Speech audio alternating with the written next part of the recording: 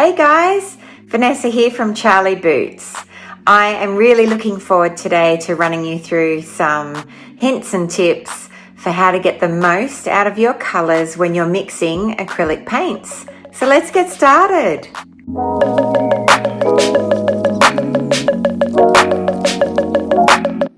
So we're all ready to go. Got a selection of brushes here, my water tub and paints, and of course some mixing palettes and some paper to test out the colours that I'm going to be mixing today. Okay, today we're going to start with one colour at a time.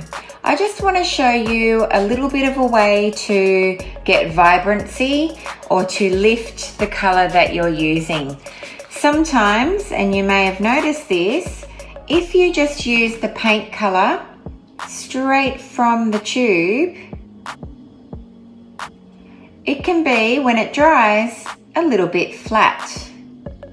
Okay, so adding a tiny bit of white and mixing that in, it adds complexity and vibrancy to your colour. Now obviously white also is used to lighten colours, but something that's really interesting to know is that you should always mix your colours a shade or two lighter than you actually want them anyway. And that's because paint dries darker. So it's quite nice to have a lighter shade, but it will dry with more complexity, and we'll see that dry over the next little while I start doing some other things. And this red here straight from the tube will look a little bit flatter. Now, when you're wanting to use reds, or any other colour for that matter, it's a great idea to mix up a whole lot, just a general amount. I'm mixing it in a little bit of a puddle motion. I don't want to spread the paint too far and wide, otherwise it dries out in my palette because it's a very thin layer. So I like to mix in a little puddle motion, bring it all back together.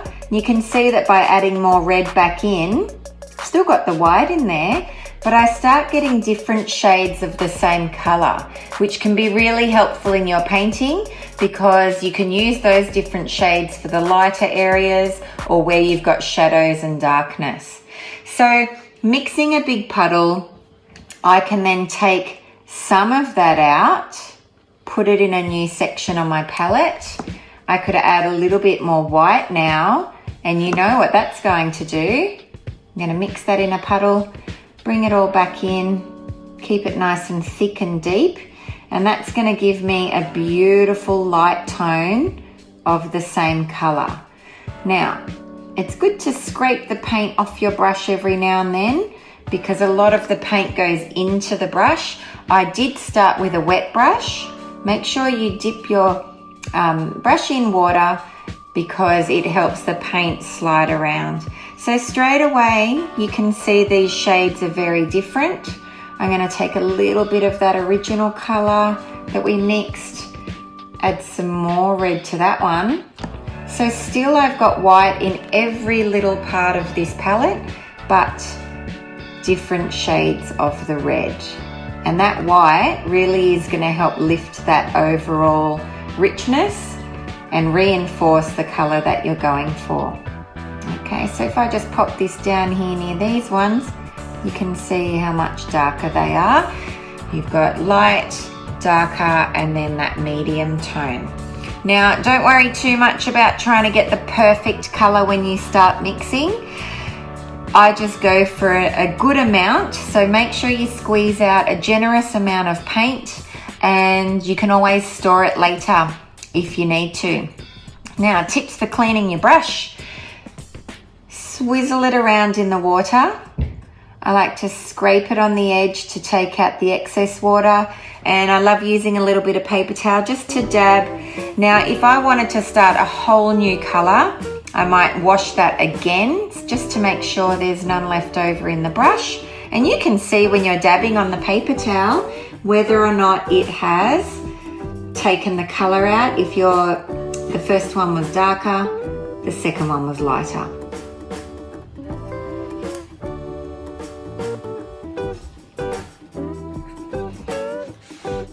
So guys, here we've got yellow. We're going to talk about a couple of other things in terms of darkening a colour.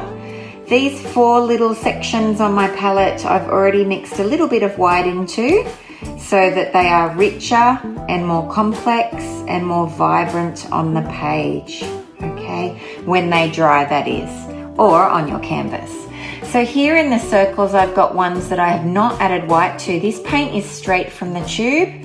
They're going to dry a little differently to the ones that we've added some white to. So we'll see how that dries in a while.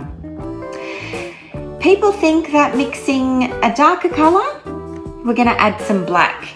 Now, it does seem to make sense because you add white to lighten things, but black, we'll have a look and see, actually makes things quite murky when it dries.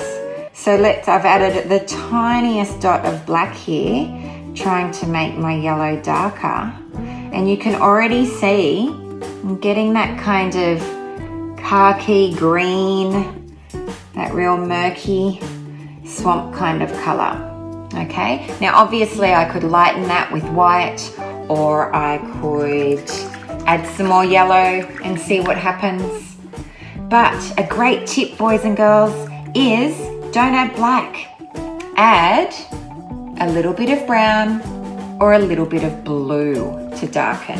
So obviously, therefore, you're adding a darker color.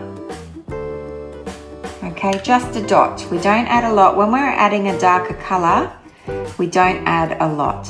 And once it's really well mixed in, you'll see you start to get that much lighter tone to work with than the one next to it. Now we know that blue and yellow makes green, so you could start to look at that and think it's a bit too lime green. But it depends what you're going for. Obviously, like we talked about earlier, you make a puddle of paint and then you keep refining it. You could add some white into that now.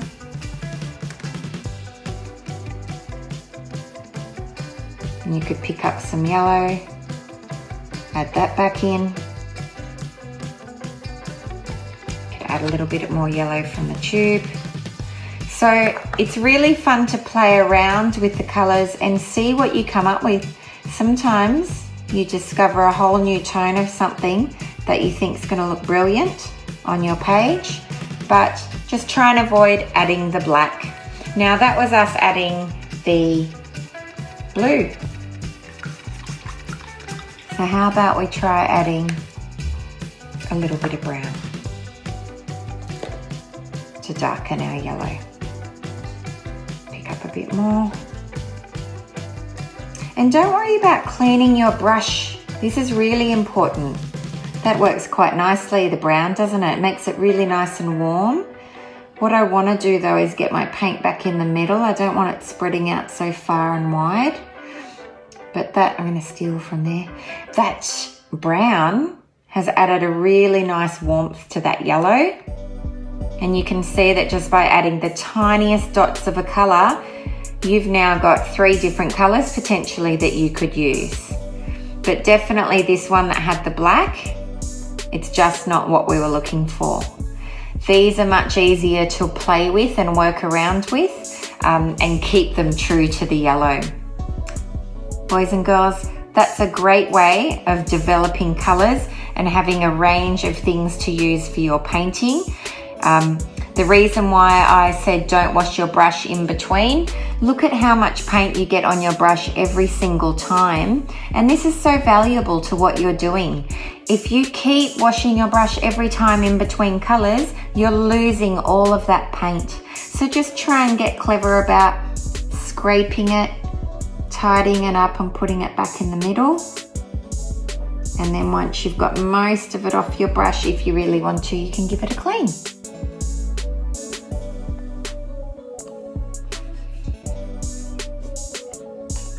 So now, boys and girls, we're going to work with blue. And you can see probably from looking at my palette that I've already mixed in a little bit of white to get that richness we were talking about.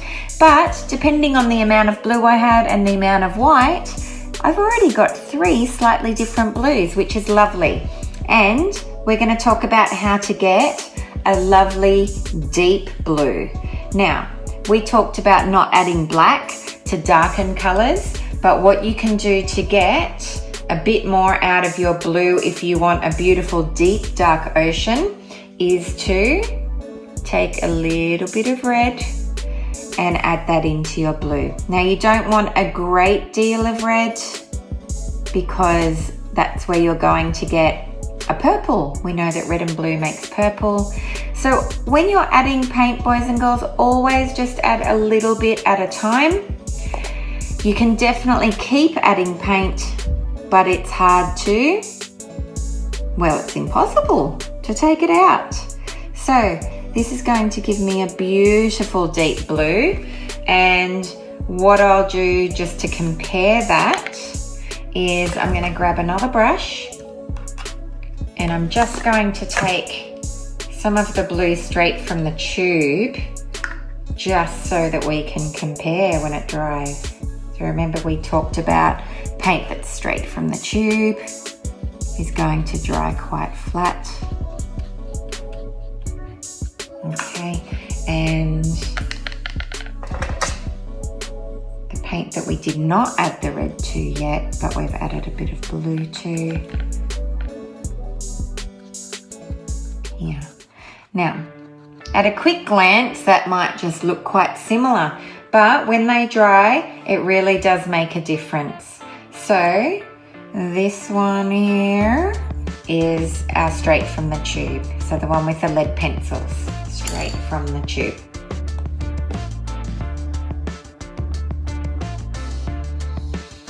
Now what I love about mixing the same color across a few different parts of my palette, let's say for example you were going to blend blues for a sky or an ocean, you could start with the one color, pick up from another section and then paint in over the top. And then you can play around with your color as you're painting to start getting more and more. Now you don't always have to mix so that the paint is perfectly mixed in your palette, because obviously they mix together on your work as well.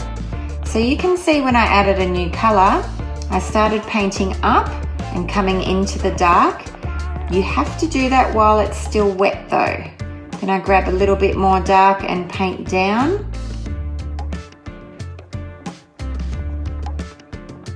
Okay, and then I could add a tiny bit more white to this one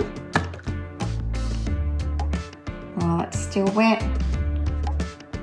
Get lighter and lighter.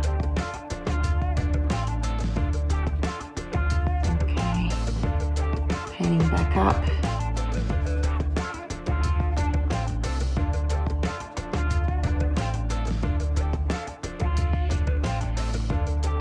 You don't want to create stripes, so you want to kind of work it back and forward until you feel like it's blended quite nicely. And you can see that through the middle there you're getting your medium tones, but then back up the top, this one is much darker than this one down here. You can always grab a tiny bit more with some white. And obviously with acrylic paint you can rework it and work over the top of it. And remember we said that paint always dries darker. So you might want to make sure that these are a light enough blend because you know that this will dry darker when it's finished.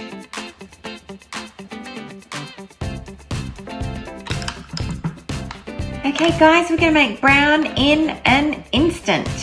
We're going to use the 3 primary colours, red, yellow and blue, and mix them all together. You can make so many different kinds of brown. You can see already in the middle there, we're getting a rich kind of tree trunk brown. But obviously, depending on what you add, if you want more yellow, more red, more blue, you'll get different kinds of brown. You could even add a bit of white, couldn't you? Now, sometimes I like not to get every little bit of paint mixed in, because then I can test. That's quite a nice rich brown. Then I can test what I think of it, bring more colors into the mix and see if it changes very much.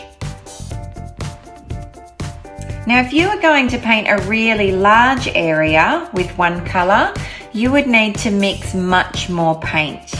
It can become quite tricky to have a tiny bit, start and be happy with your color, but then need to color match and mix the same kind of brown again. That can be really tricky. So you want a nice deep section of the same color. Now, adding white there, I've started getting a lighter kind of mocha, stony kind of brown, and test it again. Isn't that beautiful to get so many different shades? You could add a bit of yellow, see how that goes. So boys and girls, you play around with it and you come up with so many variations, and it can be a lot more fun and a lot more satisfying than just squeezing brown paint out of a tube. So many different variations. You'll notice I didn't keep cleaning my brush. I dipped in and I keep mixing. If we keep washing, we lose all of that beautiful color on our brush. Grab a bit more red. And there was still some blue left in there from before, so I've added a bit more blue as well. That red is warming it up again.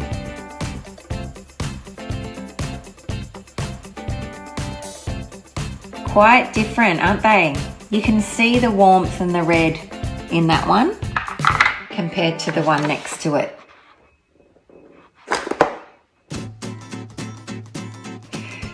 Guys, mixing skin tones is something that is very specific to the kind of skin tone that you are trying to match, and also whether or not it's in the shade, are there shadows, and what style of artwork you're creating. Now, the brown that I created before is starting to warm up, and already there's some beautiful skin tone there. I could add a little bit of white to that. Now remember, we made this brown by mixing the 3 primary colors. So all you need to make a great skin tone is red, yellow, and blue. You don't need to go out and try and find the exact color of paint. Now straight away there, I'm lightening that tone.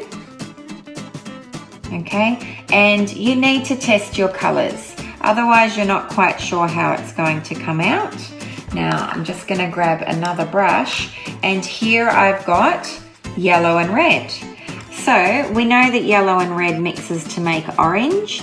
If you would like a peachier or kind of lighter base to start with, you could go for an orange. Now I did say that we mix skin tone with the primary colors, so already I've got 2 of those there.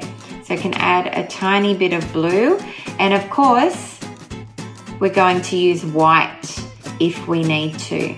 Okay, now that tiny bit of blue has really darkened that puddle of paint that I've got, so I'm going to need to add in some more of the yellow to lighten it up.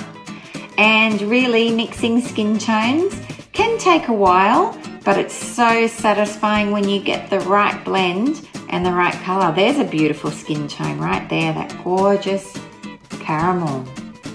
Okay, so we could add a little bit of white, couldn't we, to our mix? And it's really lovely to experiment with this and to create a little bit of a color board with little swatches of what you've come up with. You could even record next to what you're doing how many, squirts or parts of each color you added. Now this is beautiful. You can start to see the difference in what we're creating here. And these ones are starting to dry. So it is really good to test what you've got and see if you can achieve what you're wanting. Now this could even be beautiful on the same painting because this would be more in the shadow, perhaps to show an edge down one side of the nose, for example. So there's lots of things you can do by creating a variety of the same kind of mix. Just adding that tiny bit more yellow changes it immediately again. And we just keep going from there. So skin tone, all you need is red, blue, and yellow.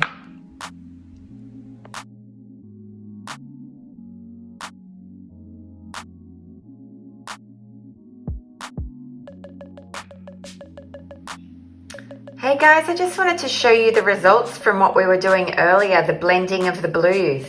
This is dry now, and it shows you the great effects you could get for a sky or for an ocean using 2, 3, or 4 different blues and blending them while they're wet. You can see it going from that really beautiful deep dark blue through to a lighter sky blue at the other end. Now guys, I just wanted to show you the result of using the various skin tones while my paintbrush and while the work on the page was wet.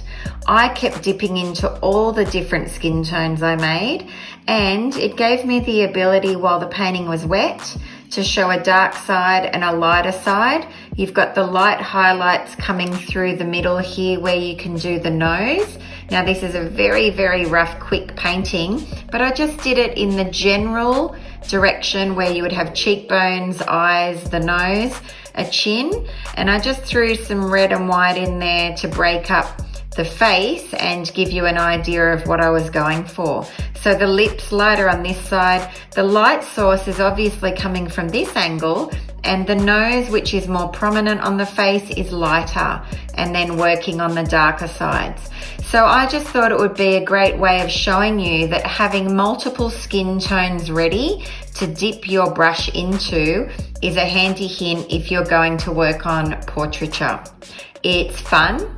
Anything goes. You can do a million different skin tones, and it's good to have them ready to go before you get started.